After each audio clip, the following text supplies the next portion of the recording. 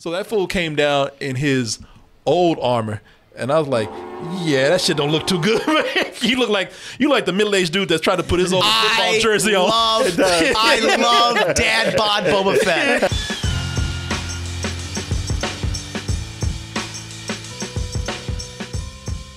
Hey everyone, support our Patreon, which helps us to continue bringing you our live streams, videos, and podcasts while bringing you new content such as exclusive live streams and animated shorts.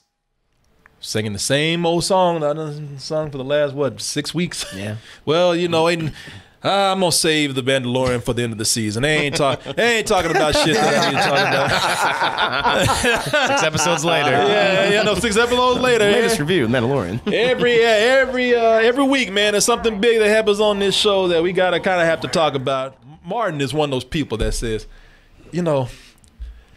you Star Wars fan, you fans out there, you know why people hate y'all? You know why people hate you Star Wars fans? Because y'all never shut the f up about Boba Fett. What's the big deal about Boba Fett? Boba Fett died 40 years ago and y'all still kissing his ass.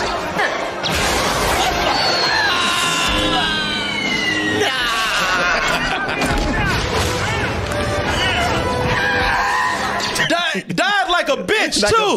Got eaten by a sand vagina. Got eaten by a vagina. Screamed the whole time. That fool got killed by dirt. Wouldn't you scream, though, if you got eaten by a giant sand vagina? I'd scream. I scream for joy. He screamed even when his jetpack got He's on fire, that's why.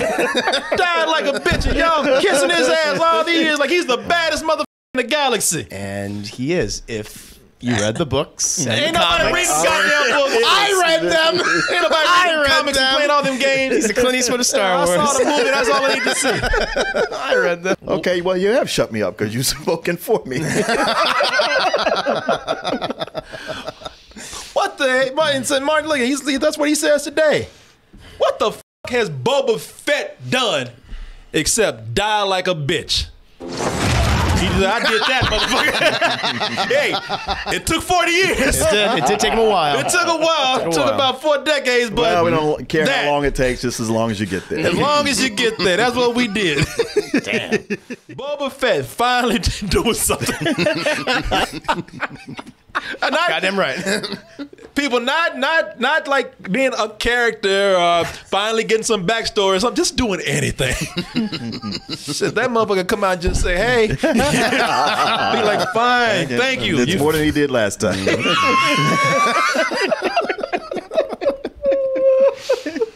Yeah, man. So in The Mandalorian, and by the way, keep in mind, it took a season and 6 episodes.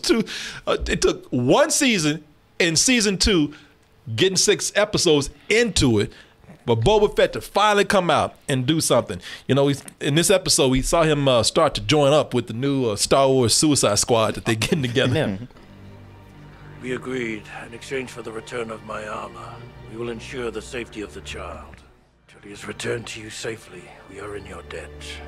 So, not only is he coming back and being a badass, but brother's kind of noble too. Yeah. Well, I mean, we're gonna go into a lot of things, but I really loved how they are. Okay, no, please. Let me have this. No, I don't know. That's why we're looking up to you. In the comics, in the books, I mean, I know in the movies that he's the bad guy. He's Darth Vader's lackey. He gave Han Solo from Darth Vader to Jabba the Hutt. That's all he did in the movies. I agree with that. But in the ancillary materials expanded universe, he does have like a specific code. He's not just the black cat. He is very much a Clint Eastwood kind of guy, where it's like he has his own honor, his own honor code, and depending on the situation, he'll go with the good person, even if he's not going to get paid. And I like that they showed that he has this honorable streak, because we never show it in the movies. And that was always stark contrast from the movies and the books. And for Dave Filoni and Jon Favreau to recognize what worked about the character in those ancillary materials and bring it to the screen here, I was really appreciative of that. They did a great job. Yeah. Oh, well, let me ask you something. All the books and all. Yes. Was that time-wise with the movies? When did that come out? Is that before even Empire Strikes Back, or is it after? It was all after Return of the Jedi. After Return of the Jedi. Yeah. So we watch him die, and then they write all this cool stuff about it. Yes. And they actually, now, even I remember the comic. where they showed him, because I don't know nearly as much as Chris does, and I'm just messing with Chris. That's why we're glad to have him here to talk about this. I'm prepared for it. I mess with that nerd shit. But no, even I think I may even have the comic. I read the comic where he blasted out with his jetpack, because that's a big thing with them. Yeah, It's like I watched this. This is happening in Star Wars too often. But they got between that, him and Darth Maul, I'm like, I watch you guys die, and now suddenly you're back with no explanation. Well, he exploded himself out of the Sarlacc. That's what he did. Yeah, he has that armor which makes him hard to digest. The Beskar armor. Can't He's digest got that. You saw all the shit that you saw the Mandalorian doing, where he's bulletproof and everything. Yeah, that's what saved Boba Fett in the Sarlacc pit. Okay. And he used a jetpack to blast out of it. Like his ship. Now, if I remember, because I didn't look this up. Was this ship Slave One? It's Slave One. Because I looked at Not a great name, but yeah, it's a cool ship. I know, like, damn, but you change that shit. Yeah, he does. Blackface 10. No, okay. Nah, Slave One. When I saw it, I was like, oh shit, so Boba Fett really is in here, because I recognized the ship. Yeah. I didn't have it, but I had so many friends that had that toy when I was coming It up, was a man. great toy, man. I had the same thing. So I'm like, oh, I recognize that, and I had to like not even say anything in front of my wife, because I was gonna be like, he was like, that's Slave 10 right there. I mean, Slave 1 coming down right there. That's a ship that was actually refeatured, and I was like, oh, shut the fuck up. That was the modified fire spray. Can you shut up? I'm trying to listen to this. Yeah, shut the fuck up. But it's fun. The only thing about seeing Boba Fett in this is that. So this is something you got to clear up for me too. Sure. Because they're talking about the armor, and so that fool came down in his old armor, and I was like, yeah, that shit don't look too good, man. You look like the middle-aged dude that's trying to put his old football jersey on. I love Dad Bod Boba Fett. Some people are shaming. Like Tamara Morrison, he's like in his 50s at this point, so he's older now, and he's gained weight since when he played Django in the original series. So right. I'm not gonna body shame the guy. He's old. He's an old man. He's an old bounty hunter. I just said, because he got on that skirt and everything. I said he looked like that old dude trying to live glory days. The dad that's trying to show up his son. He's got that gut. Like, yeah, it still fits. Yeah, but incredibly, exactly. Hey, son. Look, your old man still got it. This was my jersey back in the day. Yeah, man. That shit just don't. I'm just saying, I ain't shaming him, but it just don't fit the same. It's like, that sort of adds to it. Yeah, no, I liked it. It shows that he's an old man. I even like how they reference his lack of aim in this episode, harkening back to the original movie. So why does he want the armor? If we watch this, one of the things that he was going up against the Mandalorian for is that he wanted his armor. And I said, well, you got your armor right there. Was that because the Mandalorian's armor was his father's or something? Or? What do you mean? That's what it was about. Boba Fett came over. He wanted his armor. He wanted Boba Fett's armor was his father's armor, Django's armor. Okay. Now, this is the armor that he took off Timothy Oliphant, right? Yeah. Okay. Yeah. What happened was, so on Tatooine, remember in the first episode, Timothy Oliphant, he found the armor in the sandcrawler. Yeah. What happened was, I imagine maybe we'll learn, Boba Fett, he escaped from the Sarlacc, but he lost the armor in the process or something. But he has an armor right there. That's an old armor he had, right? Yeah, it is. Yeah. So why does he want the Mandalorian's armor? He doesn't want the Mandalorian's armor. I thought that's why they were getting into it. He came over and flew over the there. Mandalorian has his armor. He had it in the ship, and the reason why that the Mandalorian was taking it is so... he had his armor. Okay, that's what I'm saying. He had the original armor in the ship. Right. Yeah. Okay, that's what I didn't understand. So he went in there and took his shit and got it. Yeah, he's like, it's mine. Yeah, he did what OJ tried to do. Much more successful. No, it was a cool episode, man. It's more action oriented. It's very much an action episode. Yeah, it was like a video game almost, where it's like you got that video game where somebody does something or gets stuck, or they're trying to crack a code, or trying to go into a door, unlock a door while things are coming. Yeah. And that's what you kind of had a video game like that here with Yoda. Baby Yoda. Baby Yoda. A Grogu, sir. No, shit. we addressed that last week. See, I'm not even saying that. I'm calling Baby Yoda myself. I still see headlines. I ain't seen one Grogu in the headline. Grogu. Everybody keeps saying, what was Baby Yoda doing? He was meditating. And I like that, Hey, you don't mess with a man when he's meditating. You don't step up to no force field like that. Yeah, don't do that. Don't Jedi force field like that. I like it that Baby Yoda just zoned the hell out while the Mandalorian's about to get attacked, and he's like, "Fuck it." Baby Yoda is literally making a space Skype call right now because that's the whole setup. He's contacting whoever this Jedi is. Well, they said to take him there and put him on that rock, and if there's a Jedi nearby, then he'll call out Pick to up. them. That's funny because I was playing the Avengers game this weekend, and early on, you have something like that where Jarvis has to upload some information, and you gotta protect the circle. Yeah, that's a big video game thing. That's what I'm imagining. But it didn't bother me there. No. I tell you, this was just the Stormtrooper comedy hour, man. Isn't every time with the Stormtroopers, it's the Stormtrooper comedy this hour? This is the one where they put a finger on it and said, these bitches are stupid. They ain't never been as dumb as they have been in this one. I mean, it's just slapstick now. Like, you had one Stormtrooper try to kill a boulder, shoot a boulder.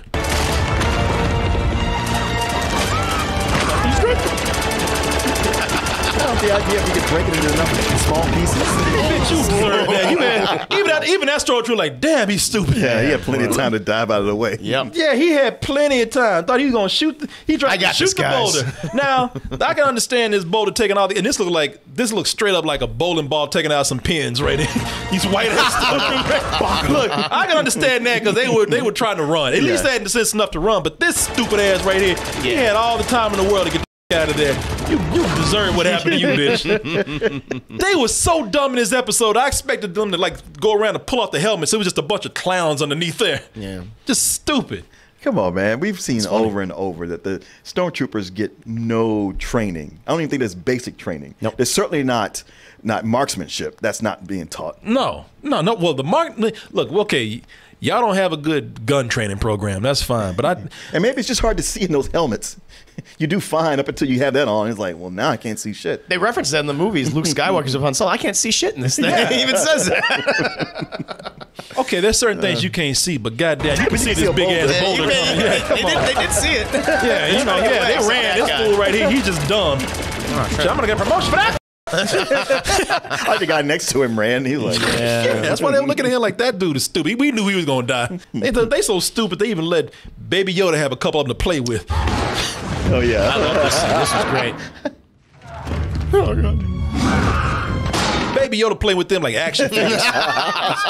Swinging, slapping them against each other. Slapping against each other. That's what, like, because we've all done this with our action figures. What Baby Yoda did right here. Yeah, we've all done that with action figures. Shit, that was playtime for Baby Yoda right there, man. You know, it doesn't help either that you see just how cheap these uniforms are, man. These Stormtrooper uniforms. I mean, I'm sure that's a powerful whatever banter stick or whatever you call it. But gaffy stick. Okay, yeah. I'm sorry. What's it called? Gaffy stick. Gaffy stick. It's a stick.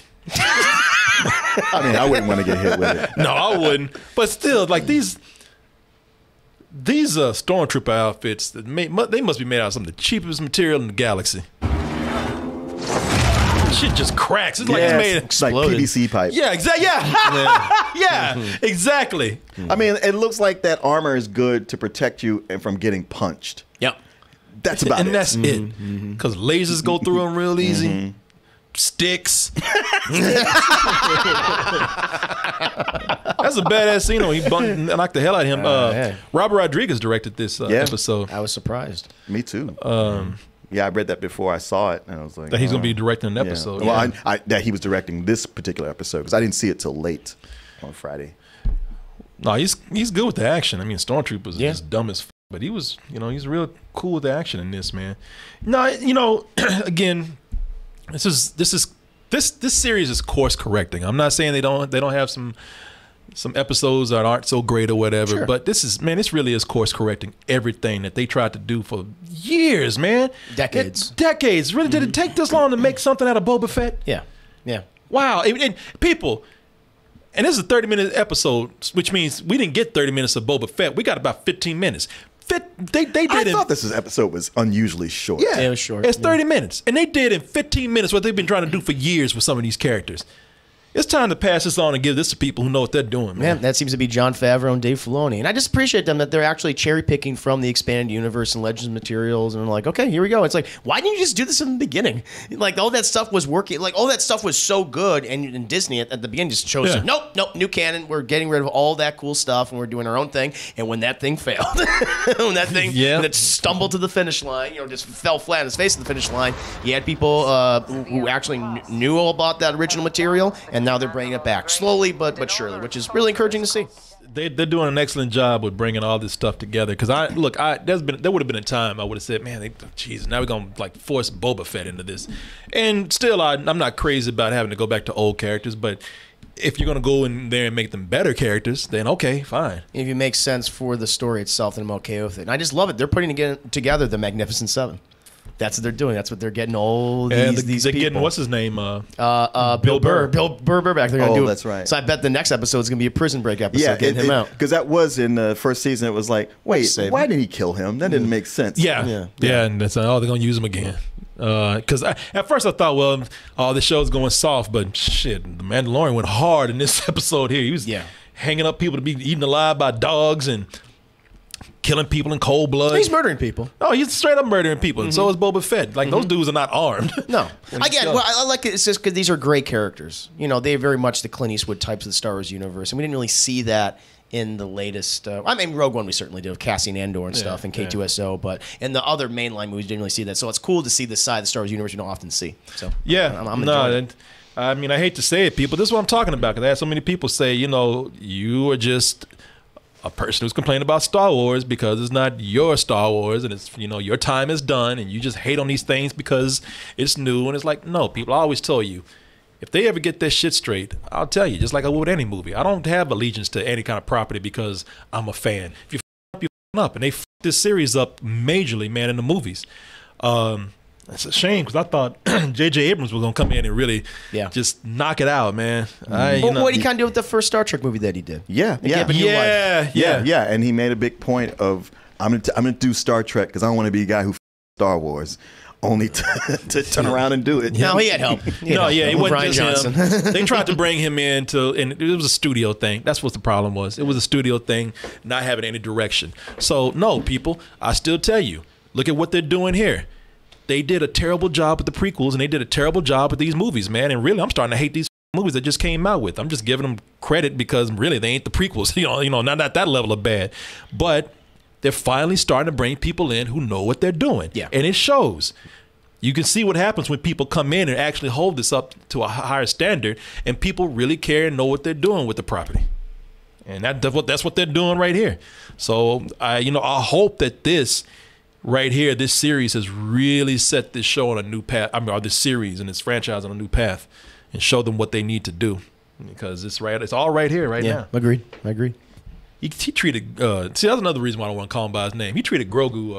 What was his name? Grogu. He treated him like a dog. He just got off on saying his name. Grogu. Grogu. What?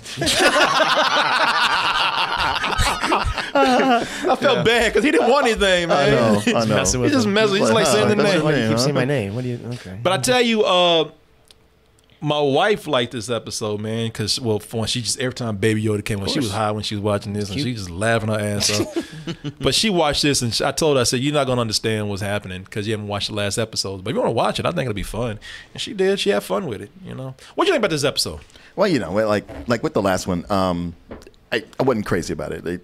It's as much as it's exciting for people who know those characters, there wasn't enough on the screen for somebody just walking in and go, it's like just kind of flat. I felt the complete opposite about this one. I was really into just the little bit it showed. Even though Boba Fett is, like you said, Clint Eastwood, a grim character, I still got a lot from watching him about his story and who he was. And just the miles he's traveled in between the time I saw him die. Just even looking at him right there, the action was fantastic. It was my only problem with this episode is that it was too short. I kind of wanted a little bit more, and it ends in such a way to where it really, like so many of them end with, okay, well the quest continues, and this was the one that ended in a shit. This is a cliffhanger. Now you got to come back. Yeah. Appropriate name because it's called The Tragedy. Oh, is that okay? So, Yeah. So, yeah, people. Star Wars can possibly be well on his way. You have a great foundation being laid right here. If you just follow it. And I think, if we can do that, we're getting back to some really bright and exciting things right here with this series. This has made me look forward to what they do now. I was about to give up on old Star Wars until Disney like, no, you're not. Don't even tell that lie. What if we do this? Yeah. Really? Well, maybe. Okay. Now it's just sad that there's only 2 left. Yeah. Yeah, then a whole nother year at least.